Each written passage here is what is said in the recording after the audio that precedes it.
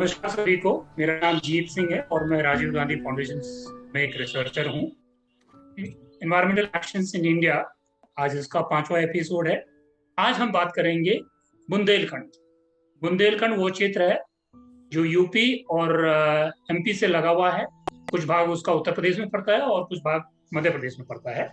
ये अलग, इसका कल्चर और इसका जो ज्योग्राफी है और इसका जो जियोलॉजी है एक खास तरह से बना हुआ है, जिससे जिससे जो है अलग एक रीजन बन जाता है जिसको हम बुंदेलखंड के नाम से जानते हैं। आज हम उसकी बात करेंगे और खास तौर से उसके पानी की बात करेंगे कि उसमें किस तरह से क्या पानी के रिसोर्सेज हैं और उन रिसोर्सेज, पानी के रिसोर्सेज की क्या स्थिति है। तो आपके इस आप सभी का इस कार्यक्रम में फिर से बहुत बहुत स्वागत है। बात करेंगे हम बुंदेलखंड पूरे क्षेत्र की। पहले बात करेंगे, वो क्षेत्र को जानेंगे कि बुंदेलखंड क्षेत्र क्या है और उसको पानी के लेकर के उसके क्या क्या मुद्दे हैं। और उसके बाद हमें जो आज के मेहमान हैं श्री वासुदेव सिंह जी, वो एक खास एक्सपेरिमेंट के बारे में बात करेंगे कि उन्होंने पानी को लेकर के ललितपुर डिस्ट्रिक्ट में जो का काम किया है उस पर हम बातचीत करेंगे। शुरुआत में करूंगा, बस 1 मिनट लूंगा आपका। बात करेंगे हम बुंदेलखंड। तो बुंदेलखंड, जैसा आप इस मैप में देख रहे होंगे, बुंदेलखंड ये भारत के मैप में कहीं सेंटर में तो नहीं पड़ता है, पर थोड़ा सा नॉर्थ सेंटर में पड़ता है। इसमें कुल 13 जिले पड़ते हैं। उसमें से 7 जिले उत्तर प्रदेश के हैं और 6 जिले मध्य प्रदेश के हैं। तो जो डार्क कलर है वो मध्य प्रदेश का पार्ट है, जिसमें दतिया, टीकमगढ़, छतरपुर, पन्ना, दमोह और सागर, ये 6 जिले जो है मध्य प्रदेश के हैं। और उसके अलावा 7 जिले जो ललितपुर, झांसी, जालौन, हमीरपुर,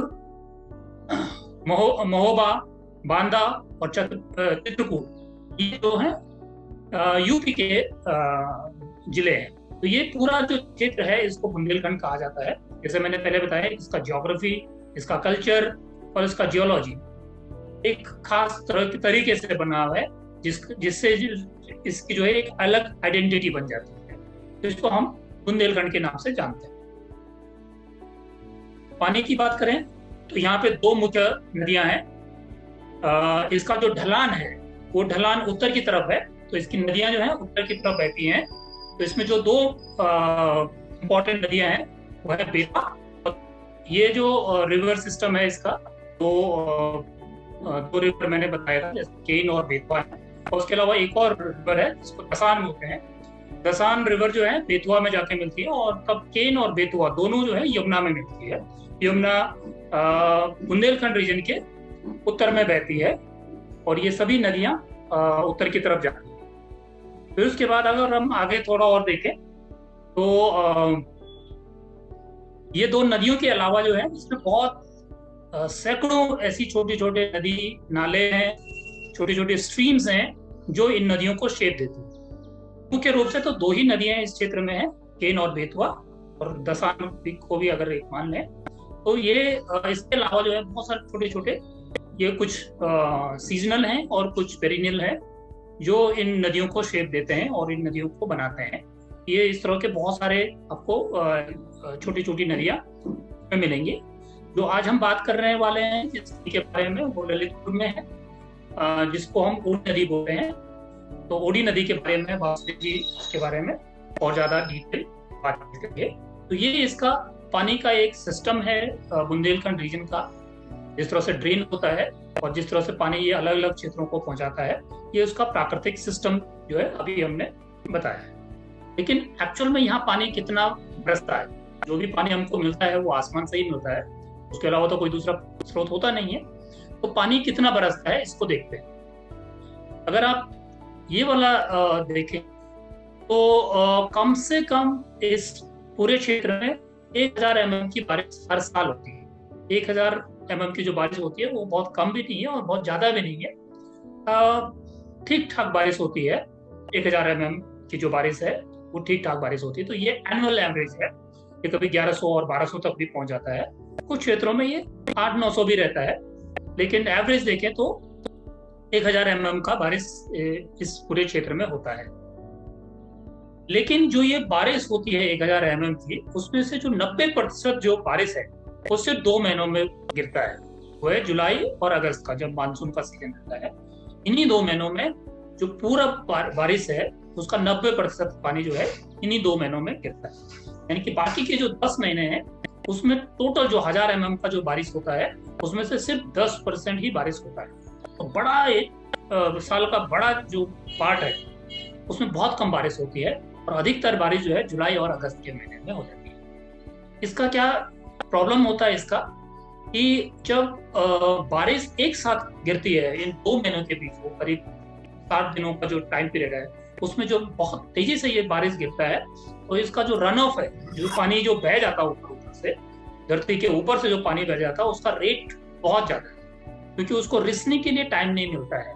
अगर बारिश धीरे धीरे हो, लंबे अंतराल तक हो, तो जमीन के नीचे पानी रिसने की संभावना ज्यादा बढ़ जाती है। लेकिन ये बहुत तेजी से बारिश गिरता है, तो इसलिए इसका रन ऑफ ज्यादा होता है और अधिकतर पानी जो है बह जाता है। सेंट्रल ग्राउंड वाटर बोर्ड के हिसाब से जो है यहाँ करीब 85% जो भी पानी इसके ऊपर गिरता है, इस धरती के ऊपर जो बुंदेलखंड रीजन का जो धरती है उसके ऊपर जो 85% जो पानी गिरता है बारिश के कारण, वो बह के चला जाता है नदियों के जरिए, सागर में मिल जाता है। और केवल 15% पानी ही ऐसा है जो जमीन के नीचे उतर पाता है और हमारे ग्राउंड वाटर टेबल को बनाता है। तो से भी देखें तो पानी जो भी गिरता है, भले बहुत बड़ी मात्रा में गिरता है, लेकिन वो जो है बहुत अधिकतर मात्रा उसका जो है 85% मात्रा जो है बह करके चला जाता है। यहाँ पे जो पानी है उसका कितना पानी हम उपयोग कर पाते हैं, अगर आप देखें तो यहाँ इस क्षेत्र में जो भी इरिगेशन होता है, जो भी सिंचाई होती है, पूरे लैंड का जो सिंचाई वाला भाग है वो 60% से भी कम है। यानी कि बहुत कम मात्रा में जो है, बहुत कम खेती का जो है सिंचाई होता है। बड़ा हिस्सा जो है इसका एक जो है वो बह के चला जाता है, और एक बड़ा जो एग्रीकल्चर का बड़ा हिस्सा है वो हमारा उसमें रह जाता है। जो रेनफेड होता है उसी में हम रेन के भरोसे ही बैठे रहते हैं। जितना भी सिंचाई होता है उसका अधिकतर हिस्सा जो है पानी वो और स्रोतों से नहीं बल्कि ग्राउंड वाटर से आता है। जैसे हमने पहले स्लाइड में बताया था कि ग्राउंड वाटर जो है वैसे ही बहुत कम वहाँ पे ग्राउंड के नीचे जो है पानी रिसता है, बहुत कम पानी नीचे रिसता है। तो जो हमारा बड़ा एरिया है उस क्षेत्र में जो खेती का एरिया है वो मानसून पे निर्भर है, और इसीलिए जो है अधिकतर जगह जो है सिर्फ एक ही फसल मिल पाती है, 2 फसल मिलना थोड़ा मुश्किल होता है। इससे जो अधिकतर पानी है वो ग्राउंड वाटर से मिलता है, और वैसे ही हमने कहा कि ग्राउंड वाटर बहुत कम है। इस वजह से जो है जो ग्राउंड वाटर का पानी जो है बहुत अधिक मात्रा में हम वहां से निकाल रहे हैं। जितना वहाँ पानी ग्राउंड वाटर में रिसता है उससे कहीं ज्यादा जो है आज के दिन हम जमीन के नीचे से पानी निकाल रहे हैं, जो बहुत ही अनसस्टेनेबल हो गया है। और कई जिलों में, यहाँ के कई जिलों में जो है 98% जो इरिगेशन का पानी है वो ग्राउंड वाटर से भी आता है। तो इससे अंदाजा लगाया जा सकता है कि हमारे पास बाकी का पानी अवेलेबल ही नहीं है कृषि के लिए। हम लगभग पूरे कृषि के लिए जो है ग्राउंड वाटर पर निर्भर है, और वैसे भी ग्राउंड वाटर यहाँ इतना ज्यादा स्ट्रांग नहीं है जितना बाकी के क्षेत्रों में है। जैसे गंगा के जो प्लेन है, यमुना का जो प्लेन है, उस क्षेत्र में जिस तरह का पानी है उस तरह का पानी इस क्षेत्र में एटलीस्ट नहीं है। तो ये इसकी वजह से जो है जो पानी का सिचुएशन देखा हमने कि पानी एक बार बहुत तेजी से बरसता है, बहुत ज्यादा बरसता है, लेकिन तेजी से बरसता है, कम बरसता है, इसलिए पानी का इम्बैलेंस जो है, और जिसकी वजह से ये जो पूरा क्षेत्र है वो सूखे के लिए एक तरह से इनफेमस है। लेकिन समय के साथ साथ ये सूखे की जो इंटेंसिटी है, जो इसकी फ्रीक्वेंसी है, उसमें बहुत बदलाव आया है। हिस्टोरिकली देखें तो जो 19 और 20th सेंचुरी में जो ड्रॉट आते थे इस पूरे क्षेत्र में, तब भी आते थे ड्रॉट, लेकिन तब जो है एवरेज जो देखा गया 19 और 20वीं सेंचुरी के बीच में, वो हर 16 साल में एक बार ड्रॉट आता था। हर 16 साल के बाद एवरेज है ये, हर 16 साल के बाद एक ड्रॉट आता था। लेकिन अभी रिसेंट टाइम में अगर ये 21st सेंचुरी का टाइम देखें, अब जो है ये इंटेंसिटी जो है और ज्यादा फ्रीक्वेंट हो गई है, और अब हर 8 साल में एक बार ड्रॉट आ रहा है। आप देख सकते हैं कि कितना पूरा जो इंटेंसिटी है जो ड्रॉट आने की वो लगभग दुगना हो गया है। पहले 16 साल में एक बार ड्रॉट आता था एवरेज, और अभी जो है हर 8 साल में एक ड्रॉट आ रहा है। तो ये जो है इस वजह से जो है पूरा क्षेत्र बड़ा तरह से इनफेमस है ड्रॉट की वजह से। अब ये वाला देखें आप, ये बुंदेलखंड का मैप है और जिसमें ये जो रेड, डार्क रेड और थोड़ा हल्का रेड है, वो जो पूरा एरिया है वो हाईली ड्रॉट प्रोन एरिया है। तो आप देख सकते हैं कि एक बहुत बड़ा एरिया है पूरे बुंदेलखंड रीजन में फैला हुआ है, जहाँ पे अधिकतर सूखा पड़ता रहता है।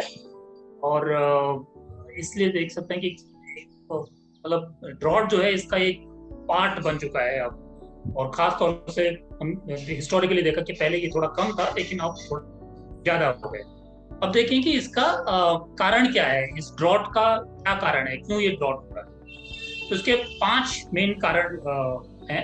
एक तो ये है कि जो रेनफॉल है वो कम हो रही है कंपेयर टू पहले की, जो डेफिसिट है उसमें, रेनफॉल में डेफिसिट है, कमी है।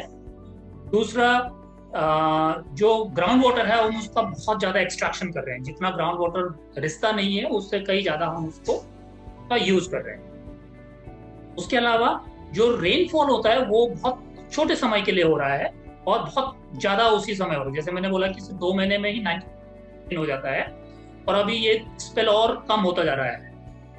अब जो है वो जो 60 दिन में जो रेनफॉल होता था जुलाई और अगस्त में, अब वो धीरे धीरे 40 और 45 दिनों के भीतर ही वो सिमट जा रहा है।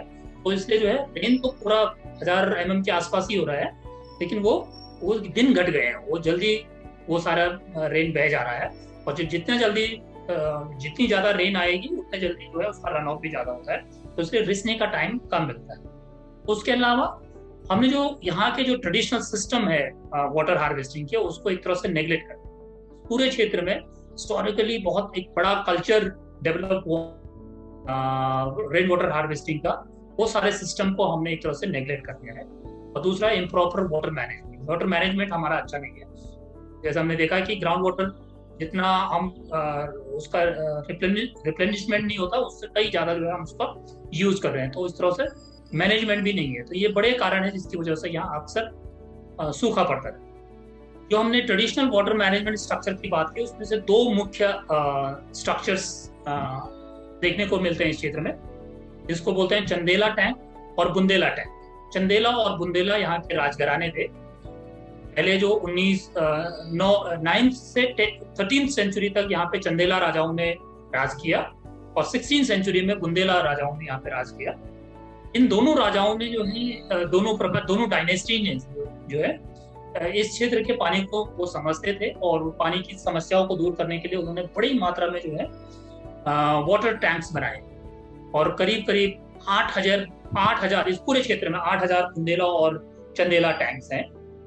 चंदेला टैंक जो है मिट्टी से बने हुए घाटी को रोक करके, मिट्टी का दीवार बना करके पानी को रोका जाता था। ये अपेक्षाकृत थोड़ा छोटे होते थे, ये पहले बने, इसलिए इसमें उस समय टेक्नोलॉजी उतनी ज्यादा एडवांस नहीं थी, ये छोटे थे पर बहुत इफेक्टिव थे। और बुंदेला जो टैंक थे वो 16th सेंचुरी के आसपास बने हैं, वो कंपैरेटिवली थोड़ा और एडवांस थे। इसमें वास्तुकला, आर्किटेक्ट का बड़ा हाथ है, उसमें बहुत सजावट है। राजाओं ने अपने छवि को, अपने रॉयलनेस को दिखाने के लिए उसमें अलग तरह के कंस्ट्रक्शंस भी किए हैं, स्टेप्स वगैरह बनाए हैं ताकि नीचे तालाब तक जाने के लिए स्टेप्स का उपयोग करें। और ये अपेक्षाकृत बड़े होते थे और थोड़ा मजबूत होते थे। तो इस तरह के करीब करीब 8,000 चंदेला और बुंदेला टैंक्स इस पूरे क्षेत्र में बने हैं। और ये जो है खासतौर से पानी जो बहता था, जो रेन वाटर था, उसकी हार्वेस्टिंग के लिए ही ये बनाए गए थे, जिसकी हम बात कर रहे थे पिछले स्लाइड में कि इसको हमने नेग्लेक्ट कर दिया। एक तरह से ये डिफंग पड़ गए, बहुत सारा सल्टेशन हो गया, बहुत सारा इंक्रोचमेंट हो गया, और इस तरह से ये धीरे धीरे धीरे खत्म हुए। एक चंदेला टैंक का एक उदाहरण है बहुत बड़ा, जो पानी को मिट्टी के सहारे जो है रोक करके फिर जो है इसका उपयोग जो है लोग अपने खेती, पशुपालन और घर में जो यूज करते हैं पानी, उसके लिए यूज करते हैं। अभी जो ये तो पुराने स्ट्रक्चर्स थे, और जो नए स्ट्रक्चर्स जो बन रहे हैं, जो नए काम हो रहे हैं बुंदेलखंड में खेत तालाब है, खेतों के किनारे पे जो तालाब बनाए जाते हैं, इस तरह के बड़े काम इस पूरे क्षेत्र में हो रहे हैं।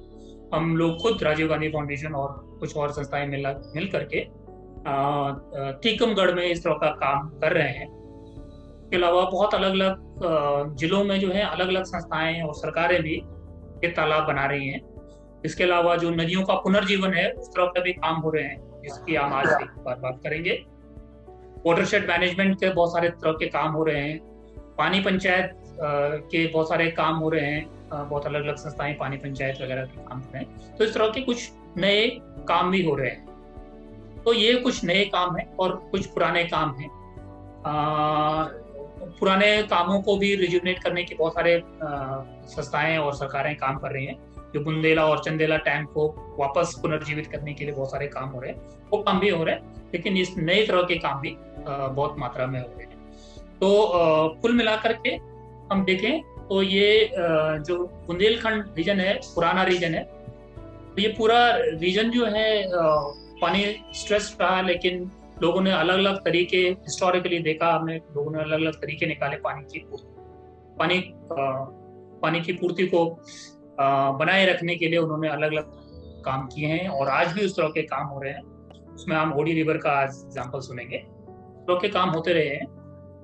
ये तो था पूरे बुंदेलखंड के बारे में कि बुंदेलखंड किस तरह से है, वहाँ पे आने की क्या समस्याएं हैं। मैंने पुराने एग्जाम्पल्स दिए, पुराने काम भी बताए और कुछ नए काम भी बताए कि किस तरह के काम हो रहे हैं। आज हमारे साथ इन नए कामों में से एक काम जो रिवर रिजुवनेशन का है, नदी पुनर्जीवन का काम है, उस पे काम किया है। बहुत सारे लोग करते हैं, लेकिन उनमें से हमारे साथ हैं वासुदेव जी। वासुदेव जी हैं बुंदेलखंड सेवा समिति के जनरल सेक्रेटरी हैं। कई सालों से जो है बुंदेलखंड रीजन में, खासतौर से ललितपुर और उसके आसपास के जिलों में काम कर रहे हैं। वो खेती किसानी के मुद्दों पे काम कर रहे हैं, आदिवासियों के मुद्दों पे काम कर रहे हैं, लैंड राइट, बच्चों के कामों पे, विमेंस एम्पावरमेंट और तमाम इस तरह के सामाजिक कामों में उनकी संस्था काफ़ी सालों से इंगेज्ड है।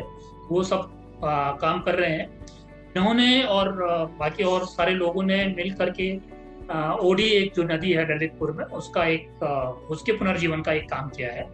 तो वासुदेव जी कुछ बोले, उससे पहले हम एक छोटा सा वीडियो जो इस काम के ऊपर बना हुआ है, जो वासुदेव जी के काम के ऊपर बना हुआ है, वो centre for science and environment ने डेवलप किया है, डाउन टू अर्थ की टीम ने बनाया है।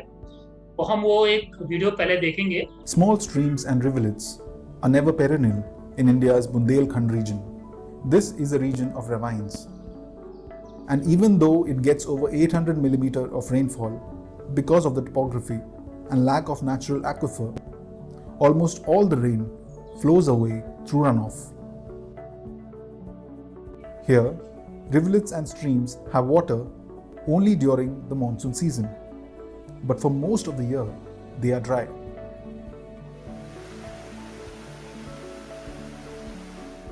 But in this parched region, a rivulet called Odi has water throughout the year. This stream is completely rain-fed and only 20 kilometers long. But when Down to Earth's team visited in the middle of March, it was still flowing. What could be the reason? What made this stream different from most of the other streams in the region? And what role did Mahatma Gandhi National Rural Employment Generation से खेतों के बीच से गुजर कर ये नदी निकलती है। Odi was not always perennial. Because of lack of water, the stream had disappeared in the 1990s. A series of check dams were built on this stream in the 1990s to enhance its water holding capacity. But due to heavy silting, the check dams became defunct and the stream also died in the process. पहले नदी काफ़ी गहरी थी। बचपन में तो हम लोग इतने गहरे देखा कि हम लोग नदी की थाह नहीं ले पाते। बचपन में हम लोग कूदते थे, पेड़ों से कूदते थे, तो नदी की थानी इतनी गहरी थी, नदी बहुत गहरी थी। और बीच में जब स्टॉक डैम बने, स्टॉक डैम में क्या हुआ कि गेट नहीं लगाए गए, सीधा बंद कर दिया। गेट लगे होते और बरसात में खोल देते तो उसका मलबा बह जाता, क्योंकि जंगल का काफ़ी मटेरियल आता है। तो उस वजह से नदी फिर पुर गई। नदी पूरी रही कम से कम 8-10 साल और पानी की बहुत परेशानी होने लगी, काफ़ी किल्लत होती थी। 2 या पानी दे पाते थे। इसके बाद कई जगह हम लोग गड्ढा करते थे, बीच बीच में गड्ढा करके इंजन वहाँ उतारते थे। इसके बाद खेतों में पानी ले जा पाते थे, लास्ट पानी।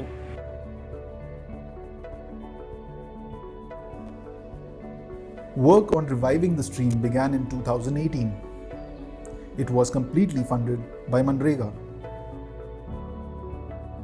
The villagers, along with an NGO, drew up a 3-step plan. The first step was to remove the silt that was choking the check dams. The villagers then deepened the stream bed and finally planted nearly 25,000 saplings along the side of the banks of the stream. The roots of the trees would allow easy percolation of water into the soil, helping the stream to retain water throughout the year. This work, that nearly lasted for a year, gave employment to 558 families and created nearly 71,000 man-days of work. OD नदी का पुनर्जीवन जो मनरेगा से हुआ है काफ़ी ऐतिहासिक है और सरकारी जो आंकड़े हैं उसके आधार पर लगभग 5-6 हज़ार एकड़ ज़मीन है वो सिंचित होती है। लगभग 1 करोड़ के समथिंग इसमें मनरेगा का पैसा खर्च हुआ है। Odhi's transformation into a perennial stream also increased the fortunes of all the 8 villages along its banks. The total arable land around these 8 villages is about 6,000 acres. But before the waterworks, the villagers could grow only one crop once the rains came. But after the rejuvenation, these villages could grow more than 2 crops a year. An additional 700 acres of wasteland was also made arable. पहले एक ही फसल होती थी, पानी की कमी से सूख जाते थे खेत, मतलब खेतों में फसल नहीं हो पाती थी। अब नदी के पानी के भराव के कारण अब दोनों फसलें होने लगी हैं। अब हम लोगों को कोई परेशानी नहीं है। गाय, भैंसें, बकरी सबके लिए पानी उपलब्ध है। यहाँ पर 24 घंटे पानी मिलता है। All this led to a 69% increase in the average annual incomes of all the families in the area. The average incomes increased from rupees 40,200 to rupees 68,000 per year. The revival of Odhi is testimony to the fact that water scarcity and drought need not be a curse for a water deficit region like Bundelkhand. Numerous streams and rivulets flow through the region, which, if restored properly, could lead this water deficient region to a water surplus one. जैसे देखा हमने कि वो last में video में बता रहे हैं कि अगर हम इस यहाँ की जो छोटे छोटे रिवुलेट्स हैं, स्ट्रीम्स हैं, उसका प्रॉपर मैनेजमेंट करें, उसको प्रॉपर कंजर्व करें, तो ये जो वाटर डेफिसिट एरिया है वो वाटर सरप्लस बन सकता है। जैसे हमने इस वीडियो में क्लियरली देखा कि कैसे लोग जो हैं जो एक फसल लेना भी जिनके लिए मुश्किल होता था, आज वो 2 फसल ले सकते हैं।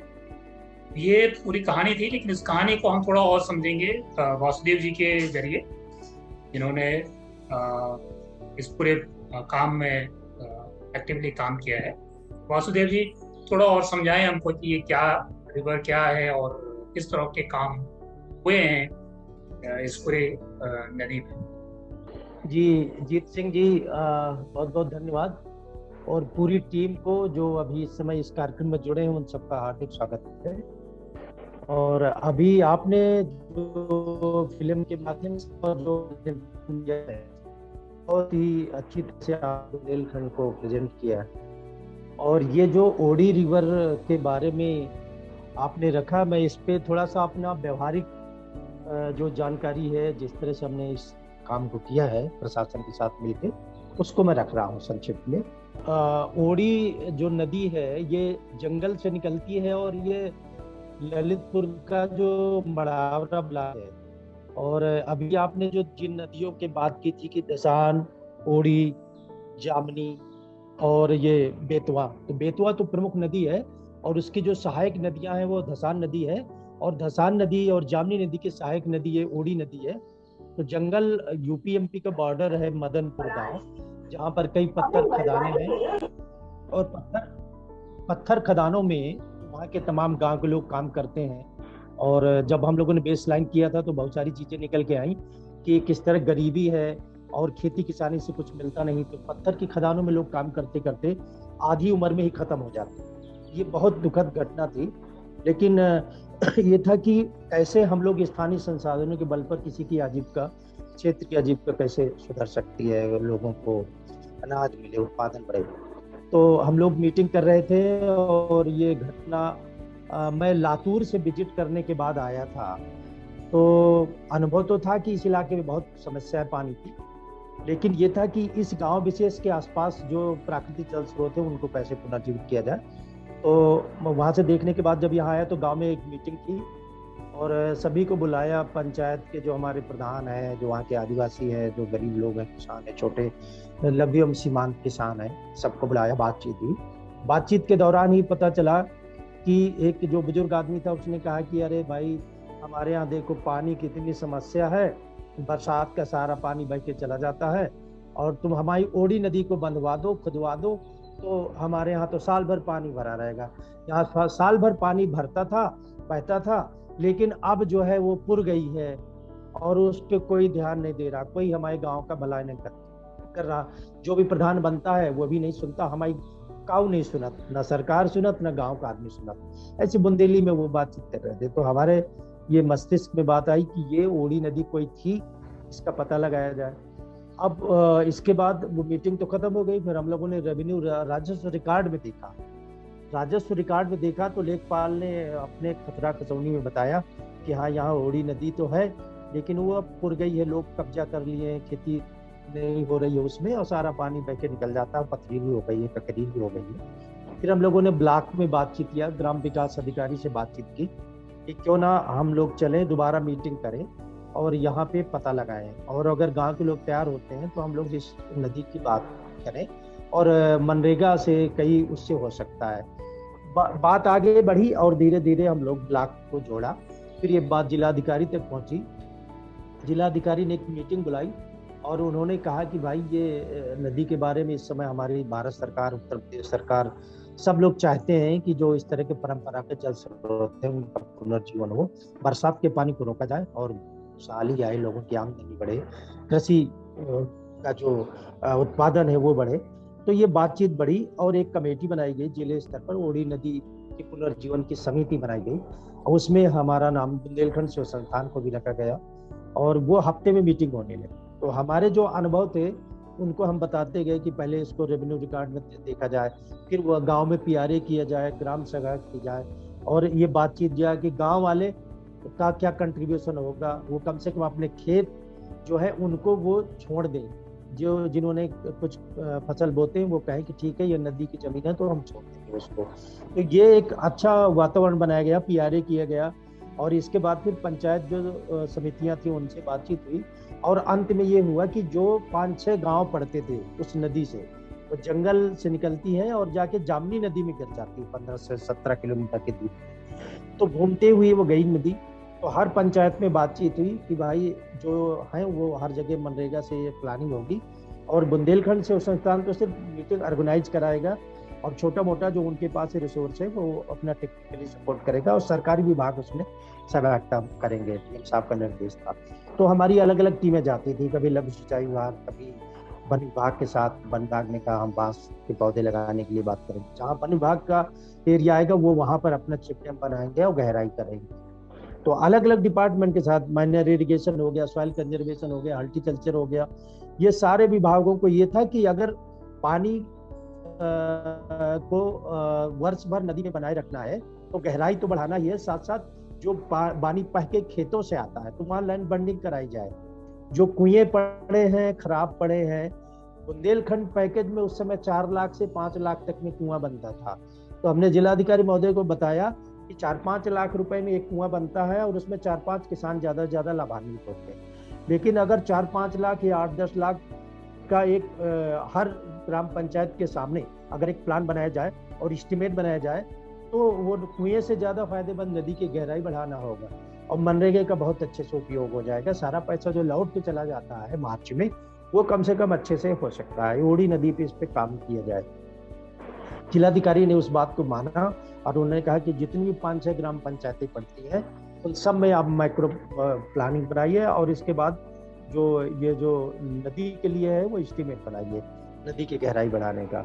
बस फिर ये एक अभियान शुरू हो गया और ये 3-4 महीने के अंदर अंदर हर ग्राम पंचायत में काम शुरू हो गया और उसका परिणाम ये रहा कि पहले ही बारिश में उसमें पानी भरा और पानी रुका भी, और काफ़ी हम लोगों ने समय समय पर कभी जल संसद आयोजित करना, कभी हम लोग ये कहते थे कि जो पानी है उसको एक ही आदमी ज़्यादा नहीं सींचेगा, उसको अलग अलग अपने जल जानकार जो गांव में थे उनको भी हम लोगों ने मीटिंग की कि आप जो है पानी को सब लोगों को मिले, कोई विवाद ना हो, और इसका महोत्सव भी मनाया जाए। तो हम लोगों ने जब पहली बार इसमें ओडी नदी पुनर्जीवन महोत्सव भी मनाया, जिला प्रशासन बुलाया, आसपास के जो जनप्रतिनिधि हैं उनको भी बुलाया, और इसको उत्तर प्रदेश सरकार तक ये बात पहुंची। जो वहाँ के प्रभारी मंत्री थे सूर्य प्रताप शाही जी, जो कृषि मंत्री थे, कैबिनेट मिनिस्टर थे, बहुत अच्छे सरकार के कद्दावर नेता थे, उनके सामने बात रखी गई। तो उन्होंने जिलाधिकारी को भी सम्मानित किया, और उत्तर प्रदेश सरकार ने भी उसको माना कि ललितपुर की जो ओडी नदी है वो उत्तर प्रदेश के लिए एक मॉडल है, और ऐसे ही पूरे प्रदेश में काम किया जाए। तो ललितपुर में इस ओडी नदी के पुनर्जीवन से फिर धीरे धीरे एक बड़ा अच्छा माहौल बना, और लोगों ने वहाँ पे काम करना शुरू किया है। और बुंदेलखंड सेवा संस्थान ओडी नदी के बाद से ये काफ़ी जिले में हम लोगों ने गंगा संरक्षण समिति और जो कई समितियां, पर्यावरण समिति है, उसमें सदस्यता भी मिली, और उन्होंने कहा कि आप भी इसमें अनुभव देते रहिए ताकि जो सरकार का पैसा है वो सही तरीके से खर्च हो और गांव के लोगों को फायदा हो, जल संरक्षण हो। बुंदेलखंड में खासतौर से ललितपुर का सारा पानी बह के वो कई बांधों में चला जाता है, और इसके बाद फिर वो गंगा, जमुना और गंगा में पहुंच जाता है। तो जो जैसे अभी जी बहुत अच्छे से रखा है कि इतना तेजी से बारिश, बरसात का पानी बह के जाता है जिसको रोकना मुश्किल होता है। और ये बिल्कुल सही बात है कि हर 4-5 साल में सूखा आना, और यदा कदा जिस तरह से अब जलवायु परिवर्तन हो रहा है उसकी वजह से भी कभी कभी इतना ज़्यादा बारिश हो जाती है कि जो खरीफ की फसल है उर्द सड़ जाती है। इस साल अभी यही हुआ। तो ये जो ओडी नदी का ये था, मतलब कोई जानकारी नहीं थी, इन 50 वर्षों से सब लोग भूल चुके थे, लेकिन एक संस्थान की पहल से और जिला प्रशासन के सपोर्ट से कई बार एप्लीकेशन दिए जाते हैं और लोग सुनते नहीं हैं, जिला प्रशासन सुनता नहीं होता है, तो स्वयंसेवी संस्थाएं ऐसे ही कहती रहती। लेकिन जब पूरा अच्छे तरह से दस्तावेजीकरण किया गया, डॉक्यूमेंटेशन किया गया और रखा गया और विजिट कराया गया, अधिकारियों को संवेदित किया गया, उसका परिणाम ये था कि जिलाधिकारी ने बहुत अच्छे से उस काम को बढ़ाया और उन्हें राष्ट्रीय स्तर पर पुरस्कार मिला। जो क्योंकि उस समय जो जानकारी आई थी कि देश में ललितपुर का 7वां स्थान था मनरेगा के पैसा खर्च करने में, और यूपी में प्रथम स्थान था। इसके बाद अब ललितपुर में हम बुंदेलखंड से और कई छोटी नदियों की खोज की। अभी इस साल बानई नदी पे भी हम लोग काम कर रहे हैं जिला प्रशासन के साथ। तो ओडी, और ये कोई 15 किलोमीटर की नदी है, कोई 17 किलोमीटर की है, कोई 20 किलोमीटर की है। बस उसको अगर सुनियोजित तरीके से पूरी अच्छी मंशा से जिला प्रशासन और पंचायतें मिलके करें और संस्थाएं थोड़ा मोबिलाइजेशन का काम करें, मोटिवेशन का काम करें, पानी का सही बंटवारा हो और हर छोटे बड़े किसान को सींचने का मिले। और हम लोगों ने जो सुझाव दिए थे उस कमेटी में डीएम साहब को कि ये जो पानी है ये जब आसपास से जो बह के आता है कहीं आधा किलोमीटर से और 1 किलोमीटर से ढलान से बह के नदी में आता है वो पानी, तो अगर हर खेत में लैंड बंडिंग हो जाएगी, बंदीकरण हो जाएगा, तो वो खेत में भरेगा, उसका वाटर रिचार्ज होगा और पौधे लगाए जाएं। तो लगभग 1 लाख के आसपास तो फलदार पौधे बुंदेलखंड सेवा संस्थान में लगाया था। इसके बाद उन्होंने डीएम साहब ने वन विभाग से भी कहा, उद्यान विभाग से भी कहा और सॉइल कंजर्वेशन वालों को कहा कि आप भी अपनी बंदियां बनवाइए। जहाँ पे खेत है और नदी से में पानी बह के आता है तो खेत में रुकेगा, खेत के बाद रेस के वो नदी में आएगा।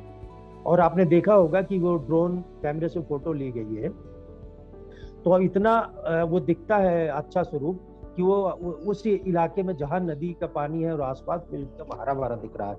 तो 2019-20 तक के बाद ये 2 साल और 22 होने जा रहे हैं। इन 3-4 वर्षों में वहाँ पे जिस तरह से किसानों को फायदा मिला है और एक मॉडल है, वो ओडी नदी मॉडल हो गई है पूरे जिले के लिए। अब दूसरे जिलाधिकारी आए हैं तो उनके साथ भी हम लोगों ने बात की पिछले दिसंबर में, और बानई नदी का भी हम काम कर रहे हैं। तो अब सवाल ये है कि इसमें टाइम तो चाहिए, खैर भी चाहिए, कोई जरूरी नहीं कि तत्काल हमारी बात को जिला प्रशासन सुन ले। और आजकल उस समय भी और इस समय भी प्रशासन के साथ तालमेल बनाना, अपनी विश्वसनीयता को बढ़ाना, अपने काम को दिखाना और अपने काम को डॉक्यूमेंट्स करके और ये बताना कि अगर ये काम करेंगे तो ये ऐसा हो सकता है, बहुत संभावनाएं। लेकिन कम्युनिटी को साथ में लेना, पंचायत को साथ में लेना, ये समन्वय बनाना बहुत जरूरी है, तभी किसी सफलता के लिए हम आगे बढ़ सकते हैं। लगभग बुंदेलखंड से वहाँ 20 वर्षों से काम कर रहा है, लेकिन जब इस तरह का सुनियोजित तरीके से काम किया गया तो काफ़ी उसका लाभ मिला, किसानों को लाभ मिला, वहाँ के गरीब आदिवासियों को लाभ मिला। और जिस गांव से हम लोगों ने काम शुरू किया था, तो जब 8 से 5-6 साल पहले हमने सर्वे किया था, तो समझ लीजिए जो खदानों में लोग काम कर रहे थे, उनको पट्टे तो थे, कब्जा नहीं था, और वो अपने खेत में काम नहीं कर पा रहे थे, सिंचाई का साधन नहीं था, और लगभग 40 विधवा महिलाएं थी एक आदिवासी गाँव में। तो उसका कारण यही था कि वो खदानों में काम करते थे, खेती में काम कर नहीं पा रहे थे, और उनकी जो गरीबी है वो इस कदर थी कि अंततः टीबी के मरीज बने और खत्म। तो जिला प्रशासन को बुंदेलखंड स्वच्छता ने इस तरह से भी समझाया कि सर अगर पानी होगा तो ये जो गरीब है, जिनको सरकार ने पट्टे दे रखे हैं, उनको कब्जा मिले, उनको खेती करने का मौका मिले, तो जो उन पर जंगल काटने का आरोप लगता है उससे भी निवारण मिलेगा, और ये आत्मनिर्भर बनेंगे, ये मजदूर से मालिक बनेंगे। और ये जो जल संरक्षण का काम है, ये ओडी नदी अगर पुनर्जीवित होगी तो पूरे क्षेत्र का विकास होगा। इंटीग्रेटेड डेवलपमेंट के जो बात करते हैं हम लोग, सतत विकास की बात करते हैं, तो ये ऐसे ही कुछ उदाहरण हैं जिनमें भले ही एक किसी संस्था को 5 साल 6 साल तक लगातार उस गांव में, उस एरिया के 8-10 गांव में काम करना पड़े, लेकिन अगर हम अच्छी सोच के साथ और पूरे प्रयोग के साथ, अपने अनुभव को साथ जोड़ के जिला प्रशासन के साथ अच्छी लाइजनिंग करें, तो निश्चित रूप से ऐसे हमें ओडी नदी जैसे काम में सफलता मिल सकती है। और एक जिस तरह से एक स्वयंसेवी संस्थाओं की भूमिका है कि वो फाउंडेशन बनाए प्रशासन के साथ और दानदाता संगठनों के साथ, तकनीकी जो सपोर्ट देने वाली संस्थाओं के साथ, अगर वास्तव में कुछ सहयोग बन पाता है तो निश्चित रूप से ऐसे ही परिणाम आते हैं, जिसमें से आज हम ओडी नदी के बारे में कह सकते हैं। और देश के तमाम हमारे लोग देखने आते हैं, बताने आते हैं कि हाँ ये काम अच्छा हुआ है, इसको ऐसे करते तो और अच्छा हो सकता है। तो वर्तमान में भी जो सुझाव आते हैं तो हम लोग जिला प्रशासन के साथ शेयर करते हैं, बताते हैं। और अभी भी मीटिंग बैठक ये गांव में होती रहती है कि भाई देखो, ओडी नदी खो चुकी थी, भूल चुके थे हम लोग, लेकिन जब काम शुरू किया गया और गांव के सारे लोग मिलके किए, हर गांव में मीटिंग हुई, हर गांव में कलेक्टर को ले गए, हर गांव में चीफ डेवलपमेंट ऑफिसर को ले गए, तो वो एक दोनों तरफ से कम्युनिकेशन हुआ, संवाद हुआ, और कम्युनिटी और प्रशासन, स्वयंसेवी संस्थाएं और वहाँ का जो से देखने वाले लोग हैं, सोशल मीडिया के लोग हैं, और हमारा जो प्रिंट मीडिया है, उनको भी ये बताना, क्योंकि कई बार निगेटिव चीज़ें ज़्यादा लोग पहले देखते हैं और अच्छे परिणामों को स्थान नहीं मिलता। तो ये भी कोशिश रही है कि लोग देखें और कोशिश करें। तो जिला प्रशासन से लगा के और स्टेज तक ये जो हमारा ओडी नदी का काम था, इसको बहुत देखा गया है। तो संस्थान की तो एक बड़ी भूमिका नहीं, बल्कि छोटी भूमिका कहें, लेकिन सारा संसाधन सरकार का ही था। संस्थान के पास तो मीटिंग बैठक के लिए छोटा मोटा जो सहयोग था वो बराबर करते रहे, पीए और पीआरए करके देना, उनको थोड़ा रिपोर्ट बना के देना, ये सब काम, और मीटिंग ऑर्गेनाइज करा देना, जल सम्मेलन करना, जल संसद का आयोजन करना, ये काम संस्थान लगातार करता रहता था और प्रशासन को हर बार संवेदित करता था कि सर यहाँ पे चलेंगे तो ये कार्यक्रम हो जाएगा और गांव के लोगों को ये फायदा मिलेगा और ये नदी हमारी पुनर्जीवित होगी। तो बराबर जोड़ने का काम बुंदेलखंड स्वच्छता ने किया, और जिसका परिणाम है कि आज हम ये कह सकते हैं कि हाँ, संस्थान प्रशासन और पंचायत मिले, समाज मिले, कुछ दानदाता सहयोग करें, संगठन हमारे देश के तमाम लोग हैं जो ऐसे जल संरक्षण के कामों को प्रोत्साहित करते हैं, सपोर्ट करते हैं। अभी खेत तालाब की बात कर रहे थे जीत जी, तो टाटा ट्रस्ट ने बहुत पहले सपोर्ट किया था 2013, 14, 15, 16 में। तो हम लोगों ने 50 खेत तालाब बने थे हर खेत में। तो वो छोटे छोटे जो 1 एकड़ 2 एकड़ के किसान थे, उनको भी बड़ा लाभ मिला है। वो खेत तालाब आज भी प्रासंगिक है, आज भी उनसे उपयोग हो रहा है। खेतों में नमी रहती है, 1-2 बार उन्हें पानी मिल जाता है, तो आराम से चना मसूर और चना मटर कर लेते हैं। चूँकि गेहूं में बहुत ज़्यादा पानी लगता है, 5 पानी तक देना पड़ता है, तो कम पानी की फसल उसमें कर लेते हैं। तो ऐसे छोटे छोटे किसानों के लिए और जो ये इन ओड़ी नदी के आसपास के जो किसान हैं, इनको बहुत फायदा मिला है और एक अच्छा रचनात्मक वातावरण बना है। जो लोग कह देते हैं यार मनरेगा का पैसा तो खर्च नहीं हो पाता, कुछ कोई फायदा नहीं होता, उसका लाभ नहीं मिलता, तो निश्चित रूप से अगर हम लोग सुसंगठित प्रयास करें, सुनियोजित तरीके से करें, तो जिला प्रशासन और पंचायत के साथ मिलकर बेहतर काम कर सकते हैं। धन्यवाद वासुदेव जी, बहुत सुंदर तरीके से आपने इस पूरे काम को हम लोगों के सामने रखा कि किस तरह का चुनौतियां थी, किस तरह की समस्याएं थी और किस तरह के अवसर थे जिसको आप लोगों ने बनाया है। इसी के साथ इस एनवायरमेंटल एक्शंस इन इंडिया का जो 5वां एपिसोड था हमारा, इसको हम यहीं पे समाप्त करते हैं। तो आज के इस एपिसोड के लिए वासुदेव जी का बहुत बहुत धन्यवाद और आप सब लोग जो इस कार्यक्रम में शामिल हुए, आप सबका बहुत बहुत धन्यवाद।